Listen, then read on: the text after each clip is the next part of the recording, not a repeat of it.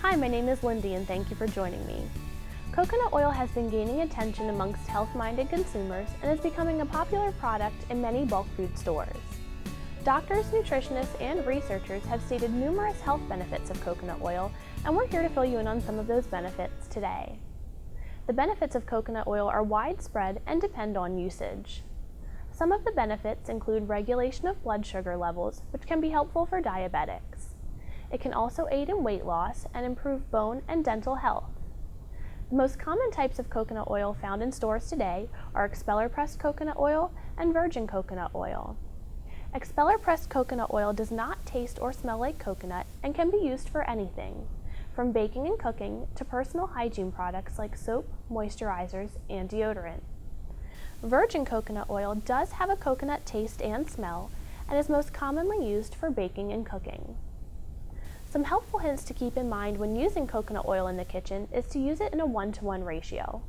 For example, if your recipe calls for olive oil in 1 tablespoon increments, you would want to use coconut oil in 1 tablespoon increments instead. Coconut oil can be used in solid or in liquid form. In solid form, it's a great replacement for butter, shortening, or lard. In liquid form, it can be used for baking, cooking, and sautéing. Here in the jars today, it is in solid form. All you need to do to get it to liquid form is to melt it in 15-second increments in your microwave, much as you would do to melt butter.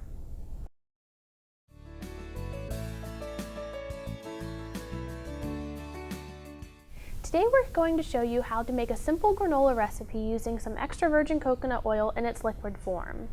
You'll need the following ingredients to make this recipe. You'll want 3 cups of rolled oats, 3/4 of a cup of raw almonds, 3/4 of a cup of unsweetened flaked coconut, 1/3 of a cup of extra virgin coconut oil, and again, this is in its liquid form. When we did pull it out of the pantry, it looked solid just like this. All I did was measure out my 1/3 cup, melt it down in the microwave in 15-second increments, and it came right here into its liquid form. You also need 1/4 cup of maple syrup. You can use honey as a replacement if you choose to do so instead, 1/8 of a cup of brown sugar, and 1/2 teaspoon of kosher salt. So we're going to start by putting all of our dry ingredients in our mixing bowl. So the 3 cups of oats, 3/4 of a cup of raw almonds, and 3/4 of a cup of the unsweetened flaked coconut. I just want to mix those together real quick to incorporate them, just so we get those nice and even mixed together. All right, that's good. Next, we're going to add our liquid ingredients. So I take my melted coconut oil, again it's 1/3 cup. Make sure I get all that out there. And my 1/4 cup of maple syrup. And now I want to mix these ingredients together so that all of my dry ingredients get saturated with the oils and the syrup. So this will take a few stirs. You want to make sure everything gets coated nicely. It's important so those oats don't burn once you put them in the oven. That's why you want to get the oil all over everything. While you're mixing, you want to make sure your oven is preheating. We set it to 350 degrees Fahrenheit. And you want to have your oven rack placed in the center of the oven. You don't want it up too close or down too far by the burner. So I'm going to give it a good mix. And once those oils and syrups are well incorporated, you'll want to stir in that brown sugar. So add that brown sugar on top and again keep stirring. Brown sugar can tend to get lumpy because of the molasses that's still in the sugar. So you want to make sure you break up those lumps and get it evenly mixed through your oats and coconut and almonds. All right, and once you think that sugar's mixed in there well, you just want to season the whole mixture with that 1/2 teaspoon of kosher salt. Oh, I found another lump.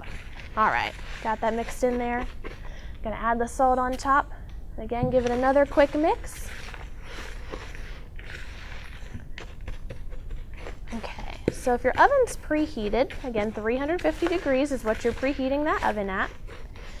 You're going to take this mixture and spread it onto a baking sheet. You want to make sure you're using a baking sheet that has sides so that all the oats and everything stays on your baking sheet.